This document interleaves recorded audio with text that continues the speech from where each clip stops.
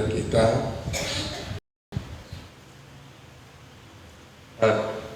salin nih, kita mau selangkah sini dengan ya, kita ambil ke dunia saudaranya. Selain kursi sih.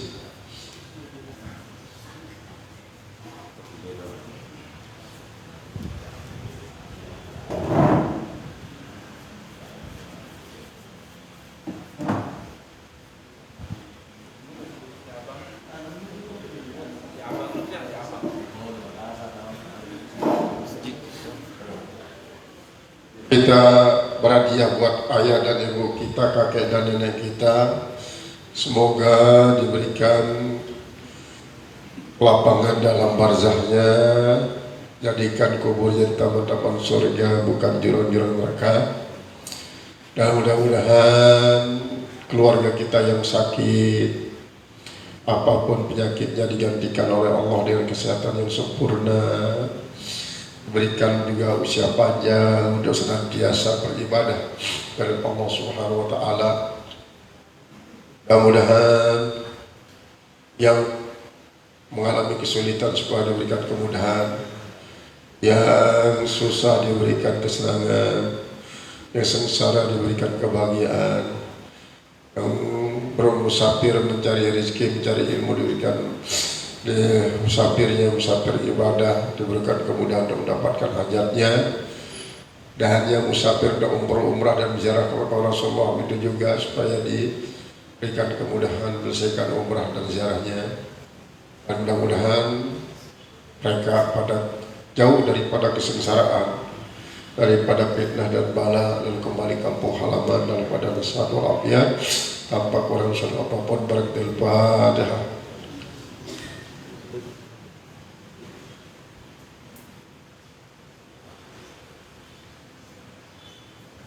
أعوذ بالله من الشيطان الرجيم. بسم الله الرحمن الرحيم. الحمد لله رب العالمين الرحمن الرحيم والصلاة والسلام على أشرف الأنبياء والمرسلين سيدنا وحبيبنا وشفيعنا ذرينا قرة أعيننا مصطفى مولانا محمد وعلى سائر الأنبياء والمرسلين وعليهم وصحبه أجمعين.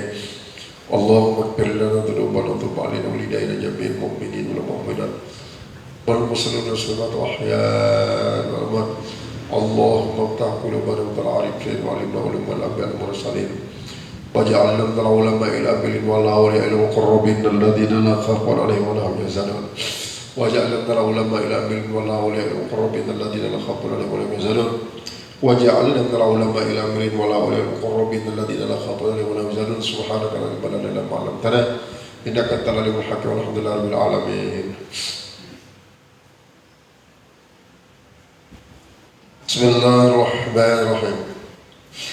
قال المصنف رحمه الله تعالى: فإن قلت لا يخفى أن ما يطرأ على القلب من الهموم والخواطر نقص وأن الكمال في الخلو عنه وأن القصور هي معرفة كنح جلال الله نقص.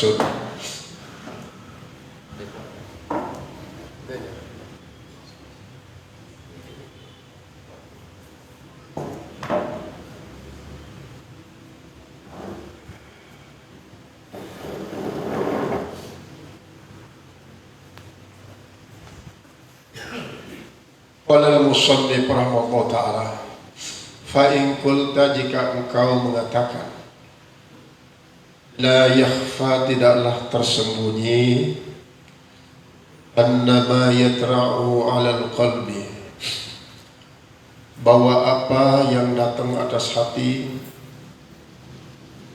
minal humumi, daripada angan-angan wal khawatir dan khawatir-khawatir, daksun, itu suatu kekurangan, suatu kekurangan.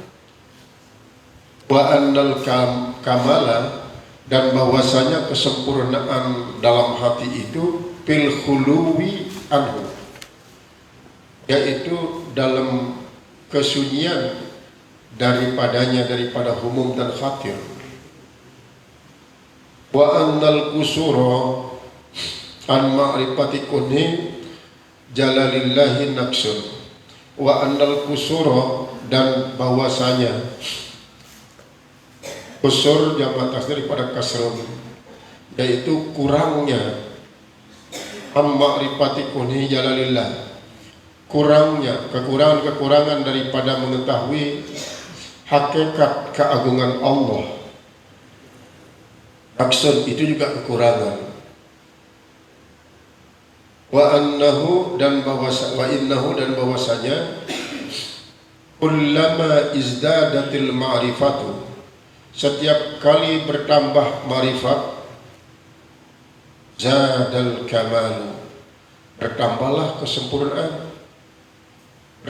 kesempurnaan itu. Wa annal intiqala, dan bahwasanya berpindah ilal kamali, kepada kesempurnaan. Dari mana berpindah? Min asbabin nuksani, daripada sebab-sebab kekurangan itu, berpindah daripada sebab-sebab kekurangan menuju kesempurnaan. Rujun, itulah yang namanya kembali. Waruju taubatun, dan kembali itulah yang taubat. Itulah mana daripada taubat. Jadi dari apa yang diungkap oleh beliau ini, kita dapat mengetahui bahwa taubat secara bahasa itu sangat umum. Setiap kita kembali dikatakan taubat. Terutama sekali kembali daripada kekurangan pengetahuan menuju lengkapnya pengetahuan, menuju sempurna pengetahuan juga taubat. Kembali kepada ma'rifatullah, dari kurangnya mengetahui Allah, itu juga merupakan taubat. Berarti kalau kita memahami makna daripada taubat semacam ini, kita dapat mengambil suatu kesimpulan bahwa kita ini memang berasal daripada sempurna, berasal dari suci. Coba kita kembali kepada firman Allah, wattin wazzaituni wa turi sinin wa hadzal baladil amin laqad khalaqnal insana fi ahsani taqwim. Demi tim, demi zaitun, demi rumah negara yang aman ini, lakad khalaqnal insana, demi sesungguhnya kami telah menciptakan manusia fi ahsani taqwim. Ahsani taqwim ini bukan saja dari segi fisik materialnya, jasmaninya, tapi sesungguhnya ahsani taqwimnya itu adalah baik jasmani pun rohani. Cari takwim. Kemudian summa radatnahu, kemudian kami kembalikan dia. Kata kembali,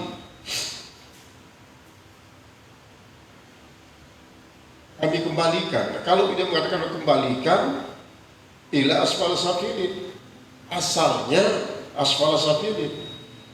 Banyak orang-orang mengartikan asfala safilin itu asal yang dulu, yang terbuat dari tanah itu, dari tanah yang tidak berharga, tidak berguna, tidak bermanfaat. Lalu Allah menciptakan jadi ahsani taqwim. Nah, ada orang-orang yang kembali kepada asfala safilin itu, sengaja dikembalikan oleh Allah.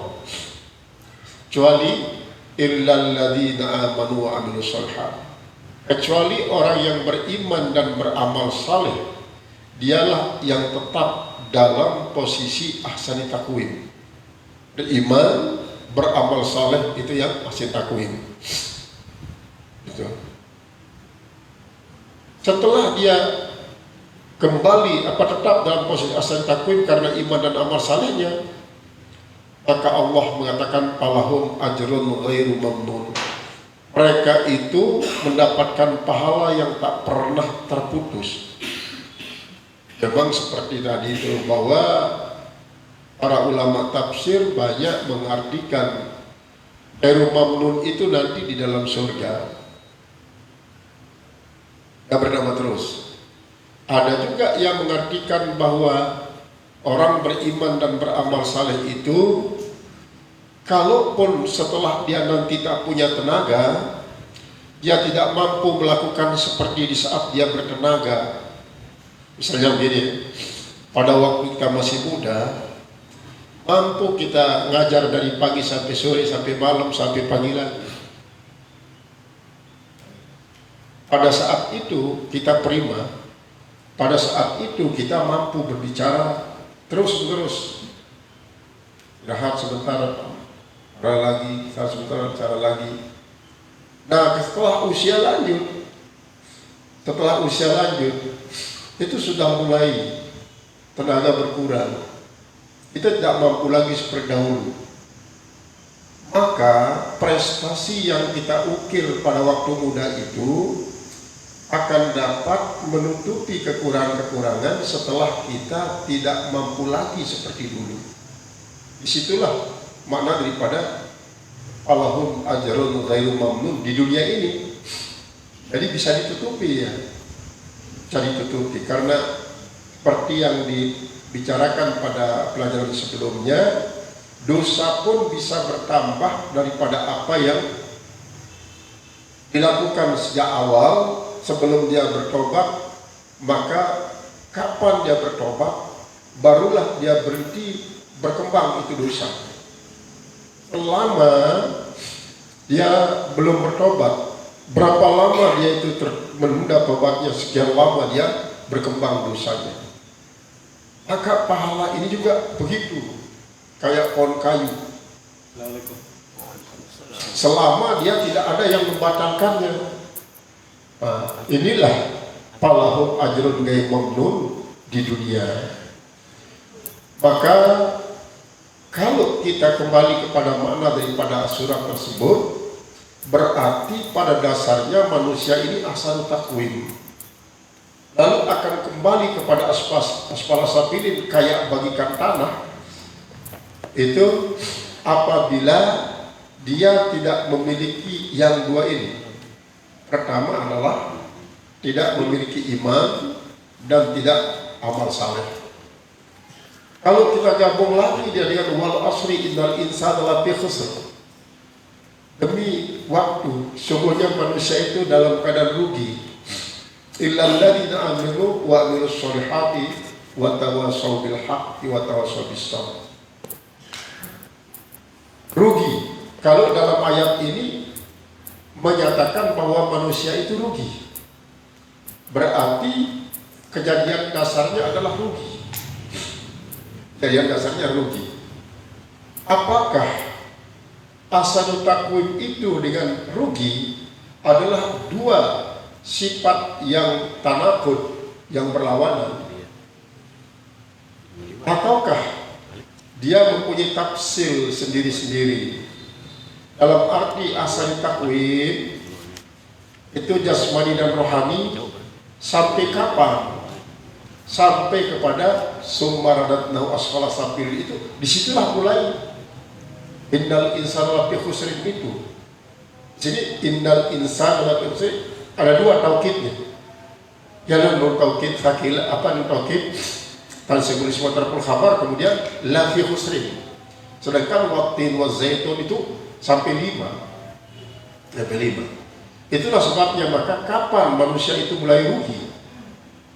Mulai rugi adalah apabila dia sudah di radatnah asfala safilin. Kenapa dia radatnah asfala safilin? Yaitu dia tidak bisa memposisikan dirinya sebagai seorang yang beriman dan beramal saleh. Selama iman amal saleh ini ada pada dirinya, maka dia tidak akan rugi. Maka dia tidak kembali kepada asfala safilin. Dia akan muncul terus. Coba saja kita lihat perkembangan hidup daripada manusia yang ada di sekitar kita. Banyak orang yang terus menanjak murni sampai akhir hayat. Ada yang memang kadang-kadang di tengah-tengah hidupnya ada benturan-benturan yang menyebabkan dia mundur daripada asal takwimnya. kemudian kembali lagi. Nah, itulah fungsi daripada tobat.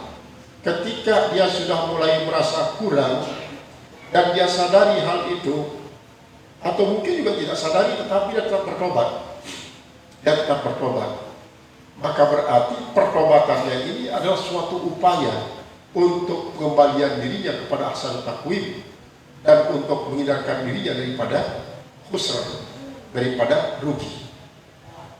Inilah apa yang disebut dengan taubat ini sesungguhnya sesuai dengan karakter dasar daripada manusia itu sendiri, sehingga manusia, terutama sekali kita yang beriman ini, taubat itu merupakan suatu keniscayaan yang tak boleh kita tinggalkan setiap hari. Makanya kita sekarang ini belum bertobat, belum beristighfar, belum berselawat. Seharusnya istighfar dulu 80 kali, selawat 100 kali, belum. Tapi kita sedang nanti kita lanjutkan.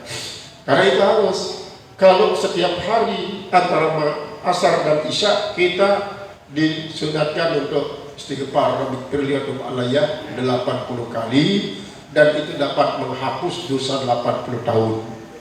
Nah, khusus pada hari Jumat setelah kita istighfar tobat itu, maka kita lanjutkan dengan selawat 100 kali pada Rasulullah SAW. Berselawat ini adalah dilakukan juga oleh beliau.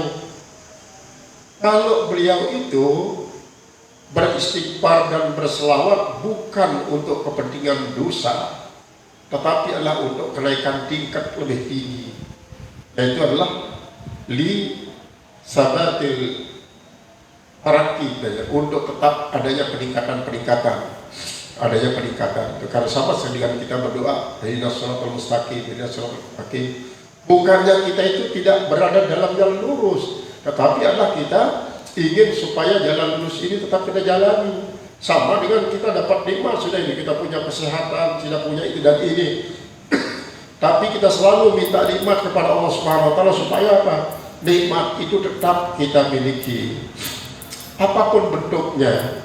Apakah dia nikmat kayak orang-orang arifin ataupun nikmat kayak orang-orang awam. Nikmat orang awam itu kan apa yang membuat dia senang, membuat dia bahagia. Secara umum itu dikatakan nikmat. Tapi kalau arifin justru kadang-kadang yang membuat mereka itu senang adalah sesuatu yang sangat-sangat kita takuti, kita hindari. Coba bayangkan pada saat Rasulullah SAW itu menjenguk salah seorang sahabat dijenguk oleh Rasulullah. Lalu begini, kenapa kok tidak ada yang datang sholat orang-orang yang ada di sini? Kaum Ansor pertama sekali. Rasulullah, mereka pada sedang demam, panas tubuhnya. Ayo kalau begitu kita jenguk dia. Dia jenguk. Tadi jenguk oleh Rasulullah SAW. Rasulullah memberitahukan kepada para sahabat itu, sesungguhnya demam yang kalian alami ini adalah merupakan pembersih daripada kotoran, seolah-olah dibakar dosa-dosa kalian. Dengan apa demam ini, katanya. Maka karena Rasulullah yang beritahukan kepada mereka, kalau begitu ya Rasulullah, doakan kami supaya bertambah demam. Itu tidak minta didoakan supaya berhenti demam, tapi ya Rasulullah, kalau begitu doakan kami supaya tidak berhenti demam, supaya bertambah demam. Kalau memang demam ini adalah merupakan pembakar daripada dosa-dosa kami. Itulah yang saya maksudkan dengan kadang-kadang nikmatnya orang arifin itu adalah sesuatu yang sangat kita takuti, yang sangat kita hindari. Nah, maka kembali kepada asal yang asal takwim atau fitrah Islamiyah yang asli. Fitrah Islamiyah ini dikotori dia dengan sesuatu yang membuat dia terkotori daripada itu ghaflah, lupa kepada Allah, kemudian tidak bersabar, tidak bersyukur, tidak ridho, dan beberapa hal daripada penyakit-penyakit daripada toat batin tidak dimiliki. Kemudian yang namanya penyakit-penyakit batin ada pada diri kita. Qala al-musannif rahimahullahu ta'ala,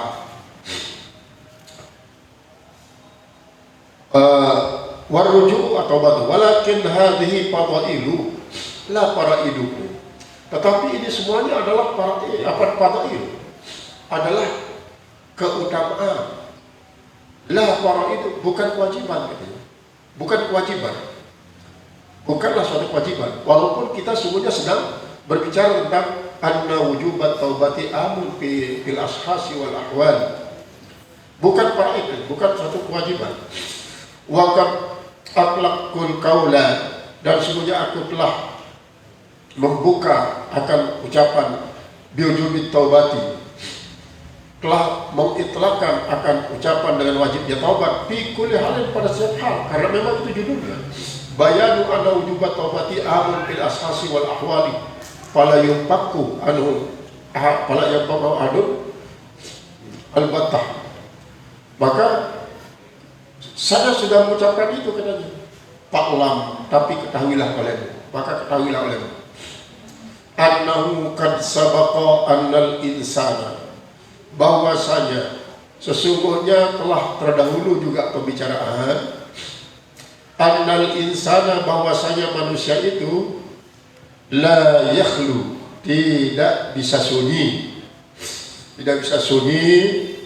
fi mabda'i khalqihi, pada permulaan penciptaannya, min itba'ish syahawati aslan, daripada mengikuti syahwatnya sama sekali. Dari aslan merupakan sifat daripada la yakhlu sebenarnya. La yakhlu aslan bi mabda'i khalqihi. Artinya kita sudah berbicara di depan bahwasanya manusia itu tidak bisa sama sekali bebas daripada mengikuti syahwatnya. Tidak bisa. Pasti ada saja paling tidak keinginannya untuk mengikuti syahwat. Syahwat marah, syahwat mulut, syahwat perut, syahwat parat. Walaisa makna taubatu, dan bukanlah makna taubat dalam hal ini tarkuha fakat, meninggalkannya saja, bukan hanya sekedar meninggalkannya gitu. Bal tamamut taubati, tetapi kesempurnaan taubat bitadaruki ma mada, yaitu dalam mendapatkan apa yang sudah lewat dan luput. Apa yang sudah luput itu didapatkan kembali, bukan hanya sekedar meninggalkan apa yang menyebabkan kita mendapatkan kekurangan-kekurangan itu, tetapi adalah kita ingin mendapatkan apa yang sudah hilang, kita gapai kembali. Nah itu kadang-kadang lebih jauh.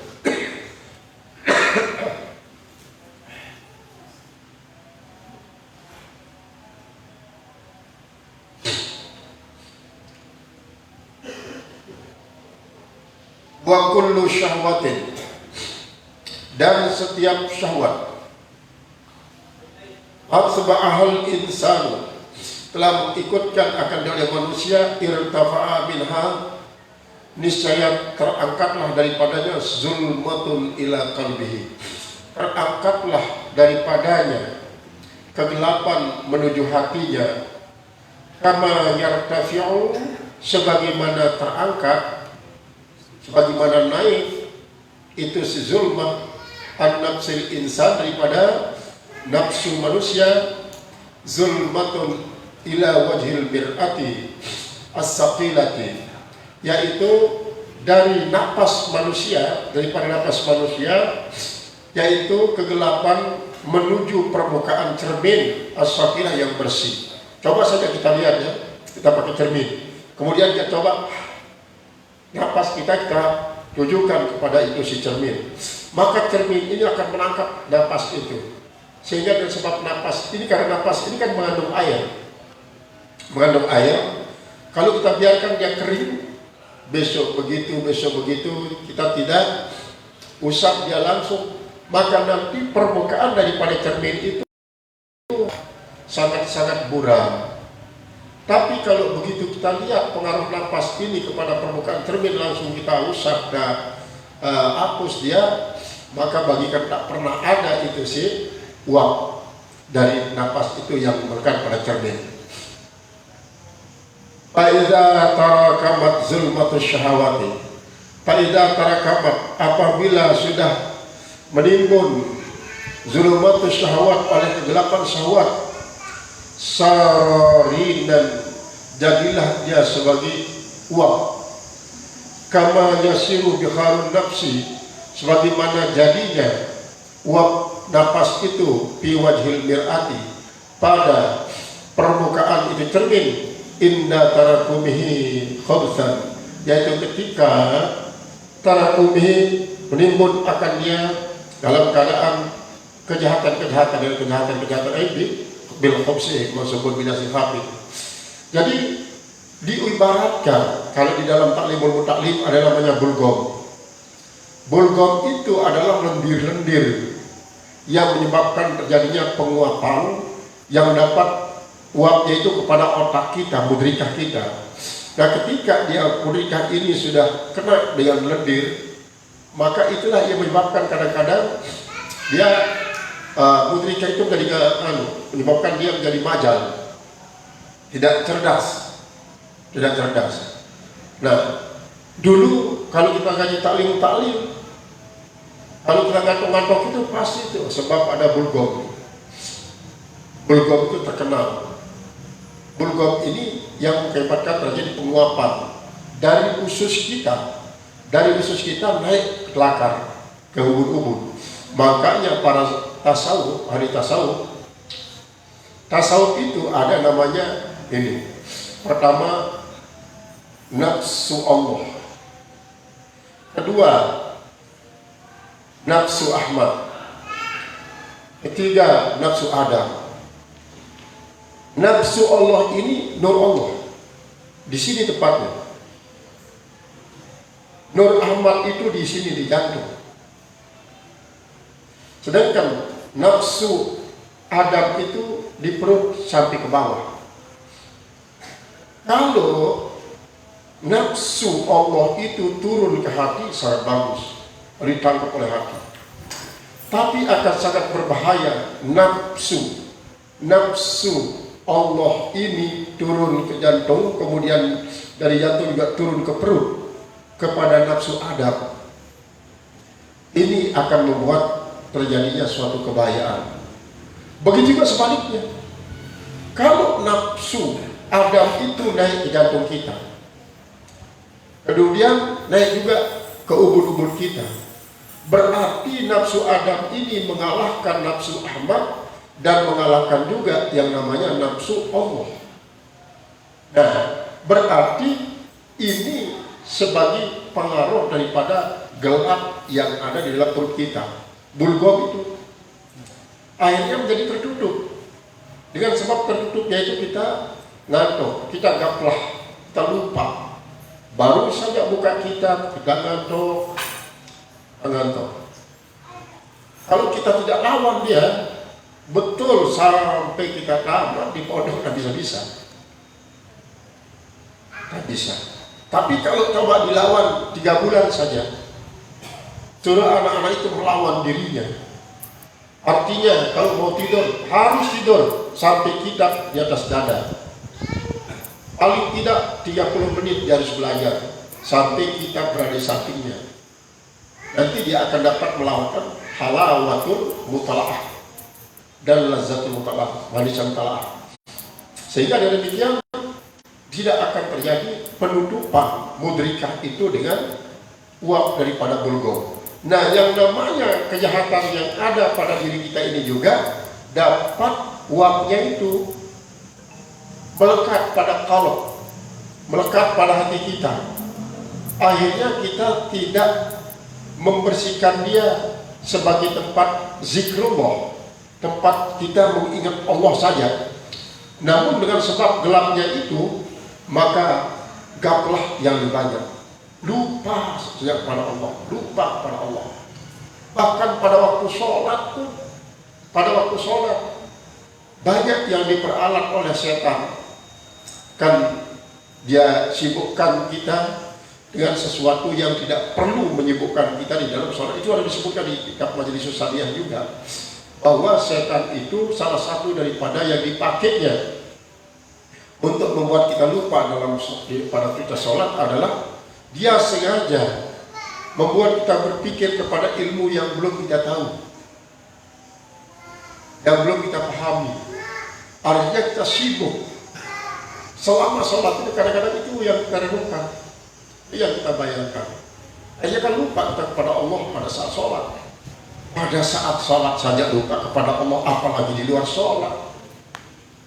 Nah, ini yang perlu dibersihkan, agar jangan sampai uap-uap itu, uap kejahatan itu naik sampai kepada qalb kita, sampai kepada hati kita. Karena kalau Allah Ta'ala, sebagaimana berfirman Allah Ta'ala, kalla bal rana ala qulubihim ma kanu yaksibun. Bal kalla ini bisa berarti sama sekali tidak, bisa juga berarti sesungguh-sungguhnya. Bal rana ala qulubihim, tetapi menutupi hati mereka maka yaksibun. Arti rona pada dasarnya adalah dia selalu membuat kita menjadi berpikir. Apa yang kita usahakan itu akan terus membuat jantung kita menjadi berdetak dengan apa yang kita usahakan, sehingga di dalam sholat pun akan berlanjut dia itu akan menghadapi terlupa kepada Allah di saat kita sholat. Itu akan menutupi juga ingat kita kepada Allah. Fa'idha taraka marinu, maka apabila sudah menimbun oleh itu si rin, sara tab'an, jadilah dia menjadi tabiat. Fayaqba'u ala qalbihi, maka dia pun akan tabak itu membentuk atas hatinya, mentempel akan hatinya, sehingga kan sulit untuk dikikis. Kalau sudah ron ini menjadi penutup hati yang melekat, kal khabati ala wajhil mir'ati, seperti halnya itu kotoran-kotoran yang ada di atas permukaan itu cermin. Iza tarakama, apabila sudah menutupi, watola zamanhu, dan panjang masanya, gosofi jirmil hadidi, maka tenggelamlah dia, menyelamlah dia pada jirmil hadid, yaitu pada bagian daripada rasanya itu. Ini kan kalau cermin ini pada dasarnya kan kaca biasa, tapi dikasih rasa yang menyebabkannya menjadi cermin. Nah, nanti kalau sudah masuk dari pori-pori kaca itu sampai kepada bagian hadidnya, bagian rasanya itu sangat sulit untuk dibersihkan. Wa afsadah, dan ia akan merusaknya. Wa sara la yaqbalu saqla, dan jadilah dia tidak akan menerima akan pembersihan, tidak menerima sikap. Karena apa? Sudah masuk di dalam pori-pori yang sangat dalam sampai kepada bagian besinya itu, bagian rasanya itu. Ba'dahu, sesudah itu, wasara kalmat mu'i minal khabati, dan jadilah dia bagikan yang distempel dengan daripada kejahatan. Wala yakfi fi tadaruki itba'i syahwati, wala yakfi, dan tidak cukup pada mendapatkan akan mengikuti syahwat itu, tarkuha fil mustaqbali, yaitu meninggalkannya di masa mendatang. Kan itu banyak kita dengarkan ya, ini masih hujan, masih puasa dulu katanya. Besok kalau sudah tua kan kita bertobat. Kalau sekarang bertobat, besok lagi, besok tobat, besok lagi, besok tobat lagi. Jadi kita tobat maksiat, tobat maksiat, jadi tidak bisa bersih satu sekali, nanti saja sekali-kali katanya. Nah, ini artinya apa? Mengandung suatu arti meninggalkan dia semakin besar sampai masa mendatang dia akan sangat sulit bagikan kanker.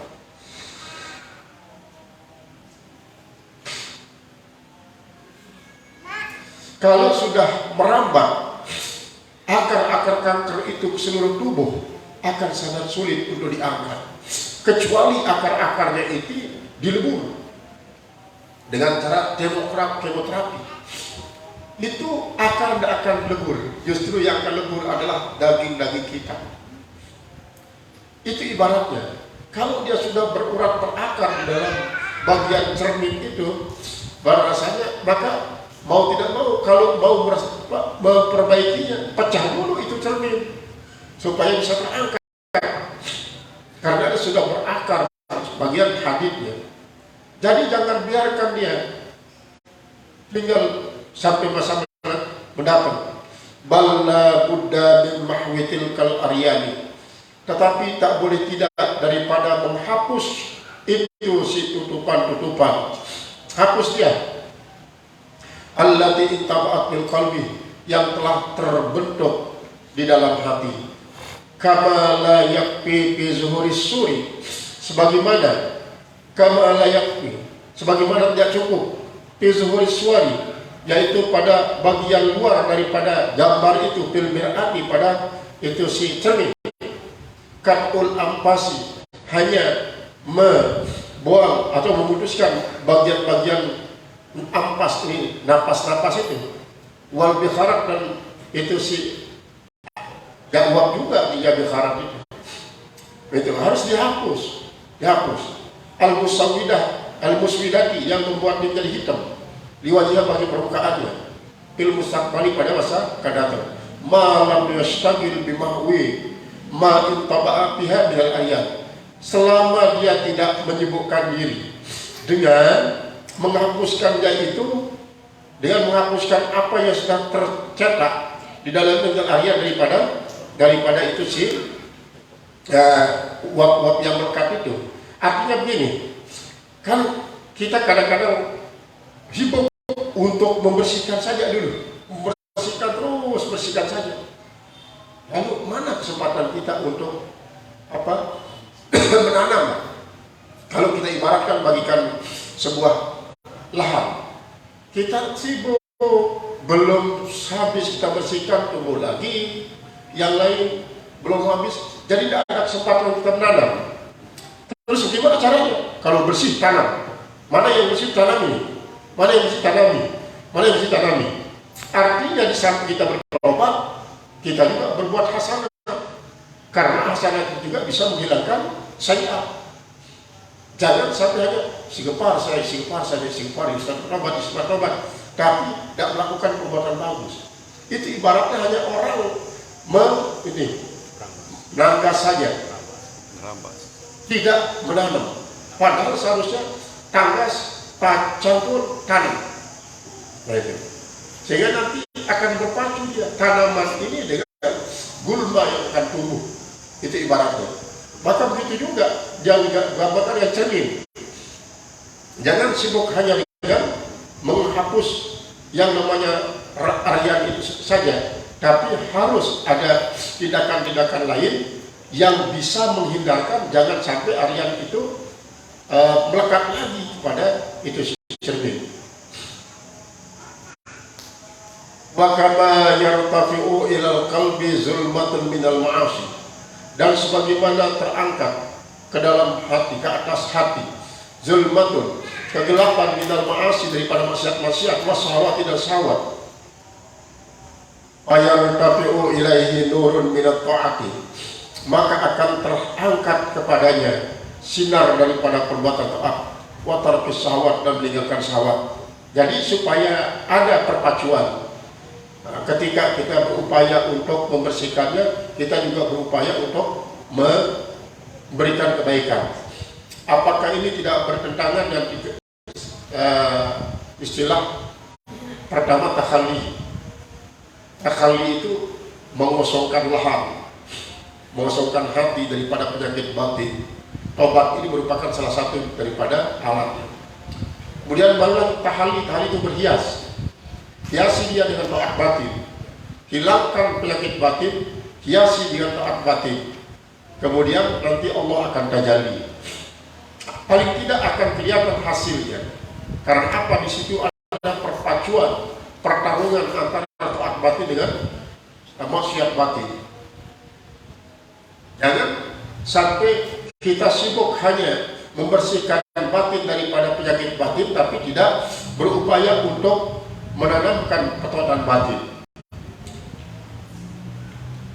Qala al-musannif rahimahullah ta'ala, fatartafi'u ilaihi nurun min ta'ati, maka terangkatlah kepadanya sinar daripada perbuatan taat wa tarki syahwat, dan meninggalkan syahwat. Fatanamaha zulmatul maksiati, maka akan terhapuslah zulmatul maksiati, yaitu kegelapan maksiat, binuri taat. Nah ini kan seperti tadi itu, harus bikin satu pertarungan antara zulmatul maksiat dengan nur taat. Lalu bagaimana kita untuk bisa membuat nur taat itu menang dalam bertarung menghadapi zulmatul maksiat? Maka volumenya lah yang harus kita perkuat. Kita perkuat volumenya.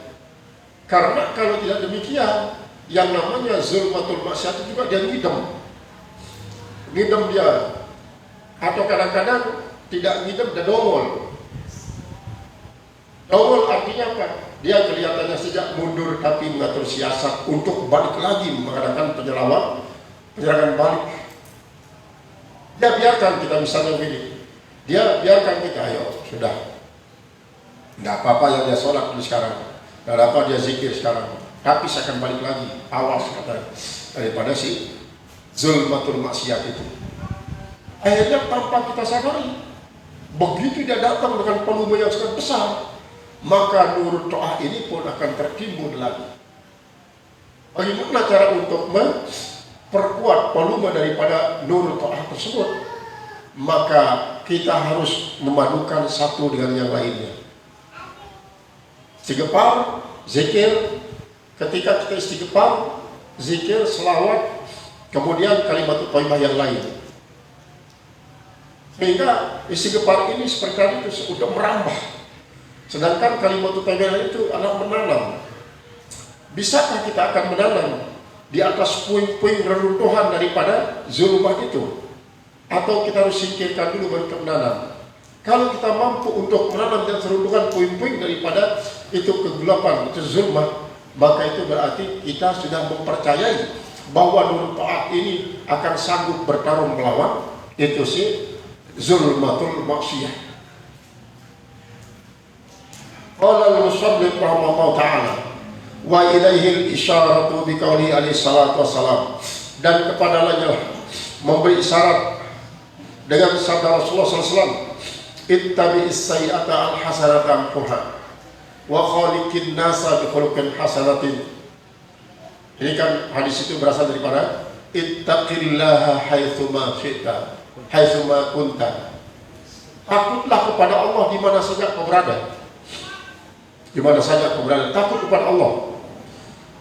Baik di tempat sepi maupun di tempat gelap, di tempat barang banyak. Makanya itu kata daripada Rasulullah SAW dalam mensyarahkan firman Allah, ya ibadi innakum tukhti'una bil-laili wan-nahari fastaghfiruni aghfir lakum. Wahai hambaku, kalian sesungguhnya pada bersalah kepadaku baik di siang hari maupun di malam hari. Kenapa Allah menjadikan malam? Supaya jangan kita hanya beribadah untuk dilihat oleh orang saja, maka kita bersembunyi di balik kegelapan malam beribadah tanpa riya. Tapi jangan jadikan sebaliknya, malam itu adalah sebagai waktu kita bersembunyi untuk berbuat maksiat.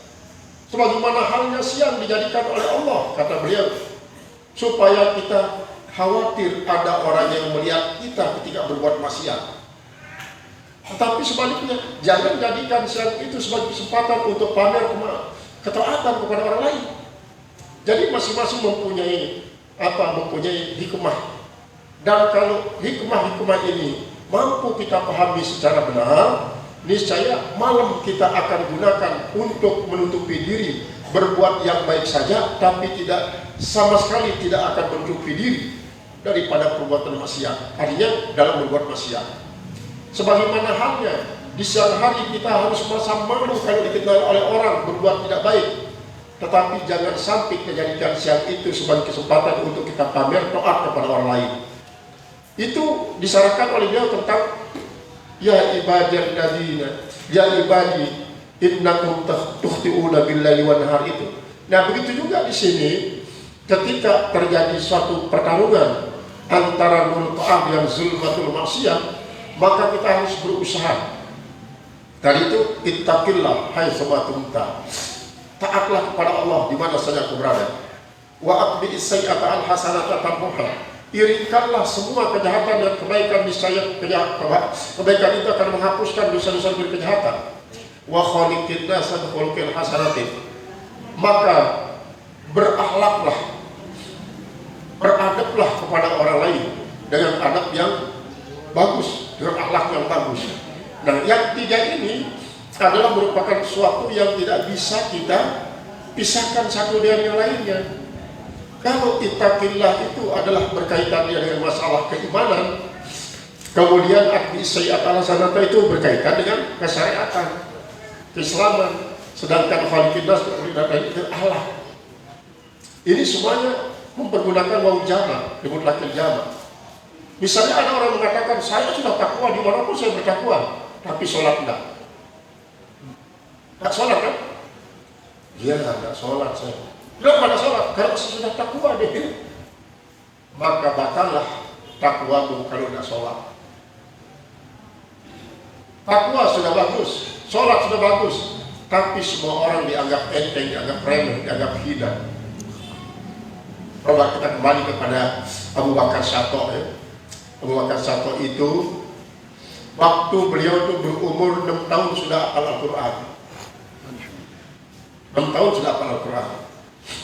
Pada waktu dia berumur 9 tahun, dia sudah menghafal hadis puluhan ribu hadis, sampai 40 ribu hadis dihafal. Setelah dia berumur 11 tahun, dia hafal ratusan ribu hadis.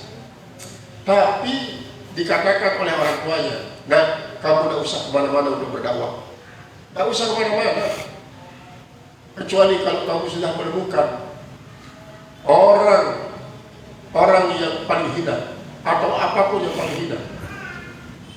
Akhirnya dia berkeliling untuk mencari orang yang paling hina itu. Dia lihat di sebuah tempat anak-anak muda pada main judi. Wah, ini sudah pantas kita dakwah ini, pantas. Ini pantas kita dakwah ini supaya berhenti main judi. Kalau mulai berpikir, oh enggak katanya. Boleh jadi nanti anak-anak ini pada dapat hidayah dari Allah. Sekarang dia berjudi, nanti dia bertobat, dapat hidayah, dia lebih tinggi dari saya. Lalu dia pergi lagi ke tempat yang lain. Dia lihat orang-orang pada bawa minuman keras. Wah, orang ini sudah pantas saya dakwah ini. Dia lebih hina dari saya, katanya. Tapi lalu dia berpikir begitu juga. Bukan, orang ini mungkin karena dia tidak tahu hukumnya maka dilakukan. Akhirnya dia tinggalkan sampai lihat orang sholat. Dia orang sholat, pokoknya tidak benar sudah sholat. Ya, orang ini sudah dipantas saya dakwah ini. Orang ini karena sholatnya tidak benar. Tapi lama-lama dia berpikir juga, siapa tahu begini caranya sholat ini waliullah yang makamnya tinggi, bidana. Sampai dia menemukan seekor bangkai, seekor anjing. Bangkai seekor anjing.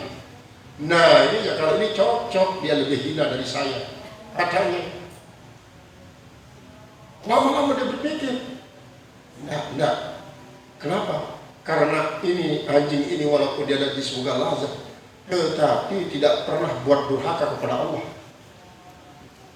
Dan dia pulang, lapor kepada orang tuanya. Gimana enggak? Kamu temukan? Enggak ada yang paling jahat selain daripada saya. Enggak ada yang lebih bodoh selain daripada saya. Enggak ada yang lebih hina selain daripada saya. Nah kalau memang itu sudah kamu yakini, sekarang kau boleh keluar untuk berdakwah, mengajar. Karena dengan ini saya yakin kamu tidak mengajar selain karena Allah. Kamu tidak mengajar karena kau menganggap dirimu suci. Kamu tidak mengajar karena menganggap dirimu alim. Kau tidak mengajar kau menganggap dirimu adalah orang baik. Kamu pasti karena Allah. Itu Abu Bakar Syafiq pada itu. Nah, ini artinya sesuatu yang memang secara kasat mata kita pandang jelek, kadang-kadang belum tentu hakikatnya jelek. Maka itulah sebabnya Imam Ghazali mengajarkan tasawuf yang namanya husnuzon itu. Qala al-musannif rahimahullah taala, fa iza, maka kalau begitu, la yastaghnal 'abdu, tidak merasa terkaya seorang hamba fi halin min ahwali, pada satu keadaan daripada keadaan-keadaannya, manhu atari sayiat, yaitu dengan menghapuskan bekas-bekas daripada kejahatan al-qalbi, daripada hatinya, bimubasyarati hasanatin, yaitu dengan menyentuh dan menyentuhkan akan kebagusan-kebagusan, tudadu ataraha, yang itu adadu yang saling berlawanan, pengaruh daripada kebaikan itu, asaratil kasayat, dengan pengaruh itu kejahatan.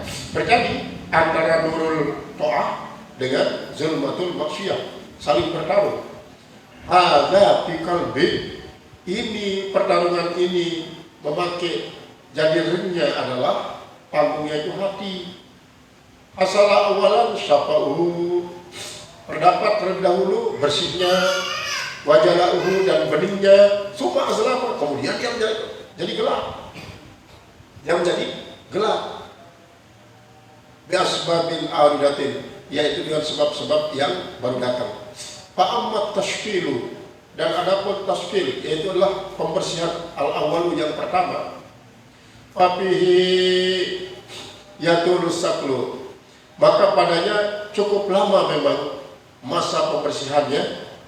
Iz laisa suglus sakli fi izalatil sad'i, karena bukanlah kesibukan menyikat, membersihkan itu fi izalatil sad'i, yaitu pada menghilangkan akan semua noda-noda anil mir'at, daripada itu cermin, kasublihi, yaitu seperti sibuknya fi amali aslil mir'ati, yaitu pada melakukan dasar daripada itu si cermin. Artinya begini, kalau itu si napas yang kita hembuskan dari mulut menuju permukaan cermin, sangat gampang kita bersihkan, hanya dengan satu kali usap saja bersih. Tapi bagaimana kalau dia sudah masuk ke bagian dasarnya, pondasinya, yang berupa itu si rasanya itu ini kan sangat sulit karena dia sudah masuk ke dalam pori-pori. Hadhihi asgalun tawilatun, maka ini adalah merupakan kesibukan yang sangat panjang, la tanqati'u aslan, tidak akan bisa terputus sama sekali. Wa kullu dzalika yarji'u ila taubati, dan semua itu kembali kepada taubat. Amma qauluka, maka adapun ucapan engkau, inna hadza la yusamma wajiban, sesungguhnya ini tidak dinamakan wajib, bal huwa fadlun, tidak dikatakan faraid katanya, tapi adalah fadail. Bal huwa fadlun katanya. Kenapa? Wa talabu kamalin, dan hanya mencari kesempurnaan. Fa'lam, maka ketahuan olehmu, annal wajiba lahu maknayani, bahwa wajib itu dia mempunyai dua makna. Ini satu saja kita baca jadi satu. Mana yang dua itu? Ahaduhuma, salah satu daripada keduanya, ma yadkhulu bi fatwa syar'i, yaitu adalah wajib yang masuk pada fatwa syara'. Pada fatwa syara'. Wa yastaiqu bihi kafatul khalqi, dan bersekutu padanya semua makhluk, bukan saja manusia, atau manusia semuanya, bukan hanya muslim.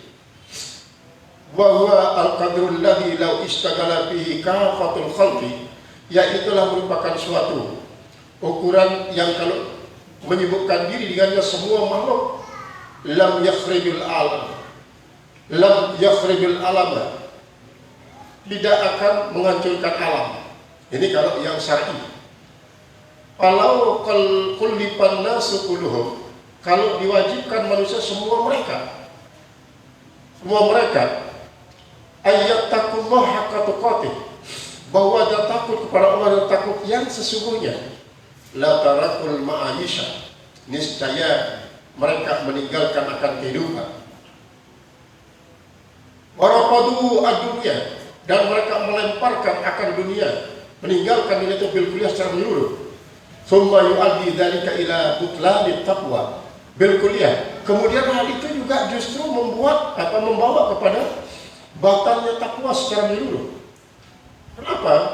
Fa innahu mahma fasalatil ma'isyu, maka sungguhnya manakala jika rusak kehidupan itu rusak, lam yatafarrad ahadun littaqwa, maka tidak akan menjadi ada kesempatan bagi seorang untuk bertakwa lagi. Karena tidak ada nadanya untuk apa? Tidak ada yang dimakan, tidak ada yang ini, tidak ada air, tidak ada kain, tidak ada itulah. Bal saggalal khiyar haibal, tetapi bahkan suglul khiyakati, yaitu kesibukan daripada para tukang rika, tidak ada. Wal harasa, dan tidak ada juga orang-orang yang membajak sawah, tidak ada. Sapinya nanti pada mati, rikanya tidak akan bisa berfungsi karena tidak ada yang berserikah, karena semua orang sudah takwa. Wal khubzi, dan begitu juga tidak ada orang yang bikin roti. Yastagriqu jami'al umri, itu akan menghabiskan semua umur nanti mikul wahidi daripada masing-masing. Jadi tukang rika yang namanya sekarang laundry, tukang laundry itu tidak ada yang akan disetrika, tidak ada yang di laundry. Ada semua yang sudah bersih. Kemudian juga tukang pajak sawah, semua pada menggali sawahnya, sapi-sapinya pada mati. Bima yang tadi lahir pada apa yang ia berkenan padanya.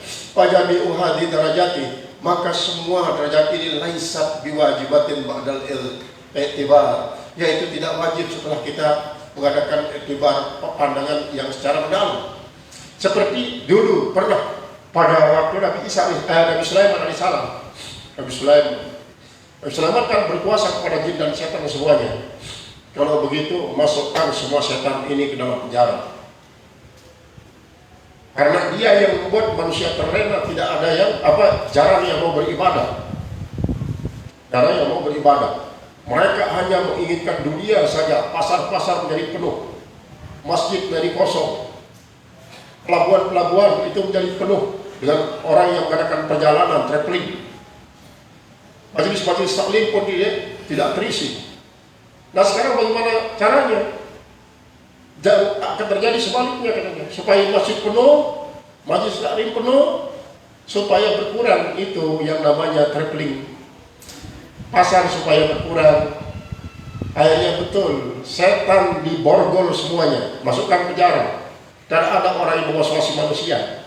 Semua orang di masjid, semua orang di masjid taklim. Tidak ada yang buka kios, tidak ada yang buka pasar. Maka ketakwaan mereka yang berada di masjid itu pun terusik dengan kelaparan yang berpanjangan, karena tidak ada simpenan makanan. Berpikir Nabi Sulaiman, ini apa yang bakal terjadi? Karena tidak ada setan yang menggoda mereka. Tidak ada setan yang menggoda mereka, katanya. Kalau begitu lepaskan lagi setan itu ya. Baru dilepaskan setan. Begitu setan lepas, terjadilah perimbangan. Lalu Nabi Sulaiman berpikir, yang tidak boleh itu adalah apabila total. Ya mungkin saja masjid ini kosong, tapi di rumah-rumah orang pada sholat. Boleh saja majelis taklim itu adalah tidak begitu banyak, tapi di tempat-tempat lain juga ada pengajian-pengajian. Sehingga terjadilah suatu perimbangan. Jadi dalam berbuat tobat itu kita tidak diwajibkan untuk memberangus para penyebab-penyebab daripada dosa. Tidak suruh memberangus secara total. Karena apa? Karena nanti kalau diberangus semuanya, kan tidak ada yang kita perangi. Padahal Allah sesungguhnya memberikan kita pahala dalam ibadat kita itu adalah sesungguhnya pahala bertarung melawan para penghalang-penghalang itu. Itu yang menyebabkan kita dapat pahala. Kalau tidak ada halangan, kita lolos saja. Tidak ada yang menghalangi, berarti tidak lelahkan kita ibadah, semua yang mujur, semuanya mujur. Tapi ketika ada penghalang bisa kita atasi, ada penghalang bisa kita atasi, justru itu yang membuat kita mendapatkan pahala besar. Dan itu secara syar'inya kata daripada beliau Imam Ghazali.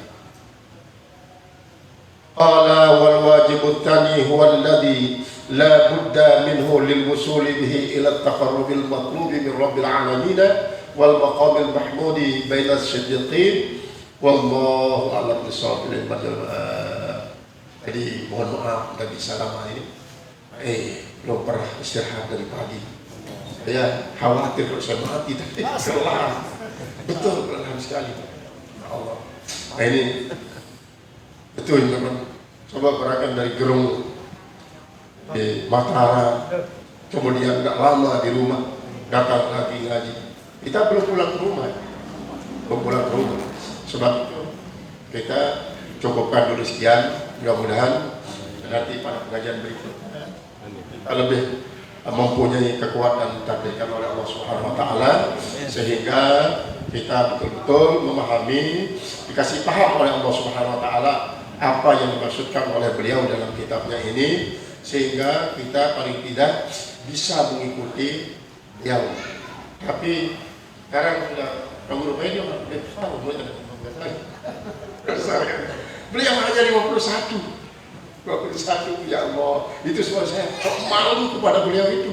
Apa yang bisa kita lakukan untuk bisanya? Jadi kita mohon karena Allah Subhanahu wa taala, billahi minasyaitonir rajim. Bismillahirrahmanirrahim. Alhamdulillahirabbil alamin arrahmanir rahim wassalatu wassalamu ala anbiya'il mursalin sayyidina wa habibina syafiina dhuhrina qurrat a'yunil mustafa maulana Muhammad sallallahu alaihi wasallam.